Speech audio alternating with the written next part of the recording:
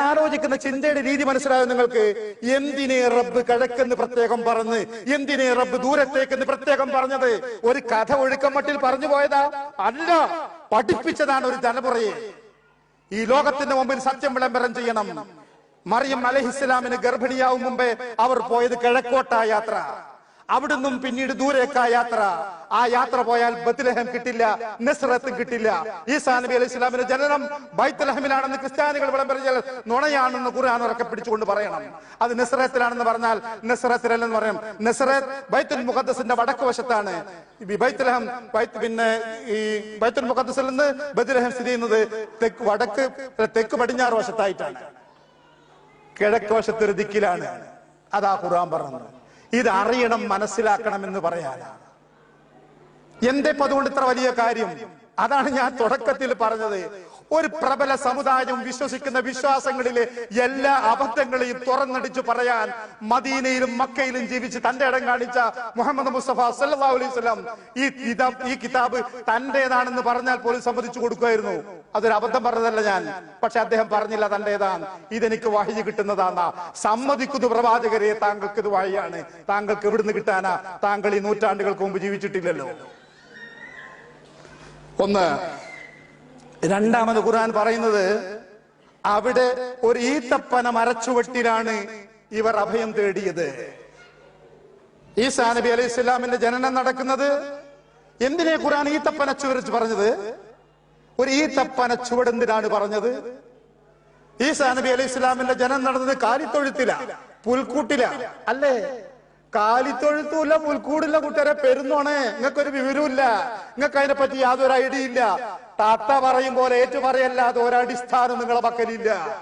അടിസ്ഥാനം ഞങ്ങളെ പക്കലുണ്ട്. ആ പ്രസവം നടന്നത് ഒരു ഈത്തപ്പന മരച്ചുവട്ടില. സുബ്ഹാനല്ലാഹ്. അത് ഞാൻ നിങ്ങൾ മനസ്സിലാക്കാനല്ലെങ്കിൽ എന്തിനെ റബ്ബി ഇത് പറഞ്ഞത്? വിശുദ്ധ ഖുർആൻ എന്തിനാ ഇത് പറഞ്ഞത്? ഇത് പറഞ്ഞ ഇതിനു വേണ്ടി തന്നെയാ. ആ പ്രസവം നടന്ന ഒരു ഈത്തപ്പന മരച്ചുവട്ടില. അതൊരു പുൽക്കൂട്ടിലുമല്ല, കാലിത്തൊഴുത്തിലുമില്ല, ഒന്നുമല്ല. മൂന്നാമത് ഖുർആൻ പറഞ്ഞ വാക്ക് ശ്രദ്ധിക്കുക. നീ ആ ഈത്തപ്പന മരം പിടിച്ചൊന്ന് കുലുക്ക്, പാകമായ ഈത്തപ്പഴം താഴെ വീഴും. അറബ് നാട്ടിൽ ജീവിക്കുന്ന നിങ്ങളോട് ഇപ്പൊ പോയി ഈത്തപ്പന മരം കുരുക്കാൻ പറഞ്ഞ ഈത്തപ്പഴം കിട്ടുമോ?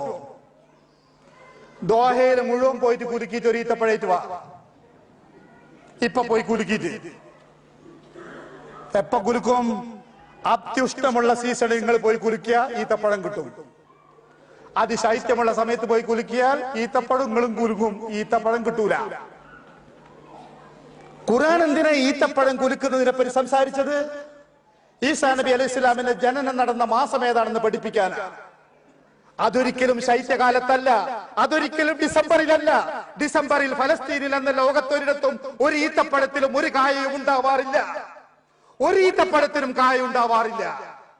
അതറിയാവുന്ന ലോകത്തിന്റെ മുമ്പിൽ അത് ചെയ്തു വെച്ച പടച്ചു തമ്പുരാൻ പ്രഖ്യാപിച്ചു, ഈസാ നബി അലൈഹി ഇസ്ലാമിന്റെ പ്രസവം നടന്ന സമയത്ത് അതിന് സമീപത്തുള്ള ഈത്തപ്പന മരത്തിൽ പാകമായ കായകൾ ഉണ്ടായിരുന്നു. സമം അതൊരു ഇഷ്ടകാലത്തായിരുന്നു. അതുകൊണ്ട് ഈസാ നബി അലൈഹി ഇസ്ലാമിന്റെ ജനനം നടന്നത് ഓഗസ്റ്റിലോ ഒക്ടോബറിന്റെ ഇടയിലുള്ള ഒരു കാലത്തായിരിക്കണം. ഒക്ടോബർ കഴിഞ്ഞാൽ തണുപ്പ് തുടങ്ങും. സുബ്ഹാനല്ലാഹ്, നന്ദിണ്ട് റബ്ബേ. ഈസാ നബി അലൈഹി ഇസ്ലാമിന്റെ ജനനവും തണുപ്പ് കാലവുമായിട്ട് ഒരു ബന്ധവുമില്ല. അത് ഈ കാലത്തെയല്ല, അത് സംഭവിച്ചിട്ടുമില്ല. അത് നടന്നത് അത്യുഷ്ടമുള്ള സമയത്താണ്. ആ സമയത്തെ പിടിച്ചു കുലുക്കിയാൽ ഈത്തപ്പന മരത്തുനിന്ന് കായ വീഴുള്ളൂ. അതാ ഖുർആൻ. പറയാനുള്ളത് മുഴുവൻ പറയേണ്ട മാതിരി പഴുതടച്ച് പറഞ്ഞു നടന്നു. അപ്പൊ ഈസാ നബി അലൈഹി ഇസ്ലാമിന്റെ ജനനം നടന്നത് പുൽക്കൂട്ടിലല്ല.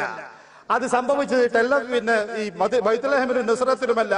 അത് സംഭവിച്ചത് ഡിസംബർ മാസത്തിലുമല്ല. അതിന് ഈ കാലവുമായി ബന്ധമില്ല. ശരി, ചരിത്രത്തിന്റെ പിറകിലോട്ട് പോവുക. എന്താണ് ക്രിസ്തുമസിന്റെ ചരിത്ര പശ്ചാത്തലം? ക്രിസ്തു വർഷം 4-ാം നൂറ്റാണ്ട് വരെ ലോകത്ത് ക്രിസ്തുമസ് ആഘോഷിക്കാറുണ്ടായിരുന്നില്ല. ലോകത്ത് ക്രിസ്തു വർഷം 4-ാം നൂറ്റാണ്ട് വരെ, ഈസാ നബി അലൈഹിസ്സലാമിന്റെ ജനനം കഴിഞ്ഞ് 400 വർഷം കഴിയുന്നത് വരെ ലോകത്ത് ആഘോഷിച്ചിട്ടില്ല. പിന്നെ റോമൻ ചക്രവർത്തിയായിരുന്ന കോൺസ്റ്റന്റൈൻ ചക്രവർത്തി, അദ്ദേഹം ക്രിസ്തുമതത്തിലേക്ക് വന്നപ്പോ അതിനുശേഷമാണ് ക്രിസ്തുമസ് ആഘോഷം തുടങ്ങിയത്. എന്തേ ഡിസംബർ 25 തെരഞ്ഞെടുക്കാൻ കാരണം? റോമ രാജാക്കന്മാർ നേരത്തെ സൂര്യ ഭഗവാനെ ആരാധിച്ചിരുന്നവരായിരുന്നു. ഡിസംബർ 25 സൂര്യദേവന്റെ ജന്മദിനമാണ്.